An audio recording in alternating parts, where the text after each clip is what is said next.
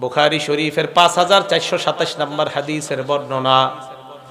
ক্বালা রাসূলুল্লাহ সাল্লাল্লাহু আলাইহি ওয়াসাল্লাম, আল্লাহ নবী বলেন, মাসালুল মুমিনিল্লাযী ইয়াকরাউল কুরআন কামাসালিল উতরুজ্জাত, যেই ঈমানদার কোরআন পড়ে তার দৃষ্টান্ত হলো মিষ্টি কমলার মতো।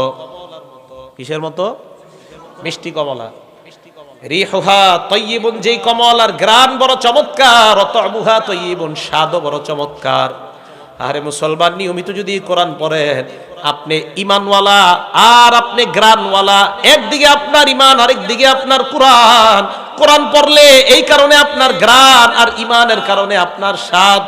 যদি নিয়মিত আপনি কোরআন পড়তে পারেন, আপনি স্বাদওয়ালা এবং ঘ্রাণওয়ালা আল্লাহর কাছে ঈমানদার হয়ে যান।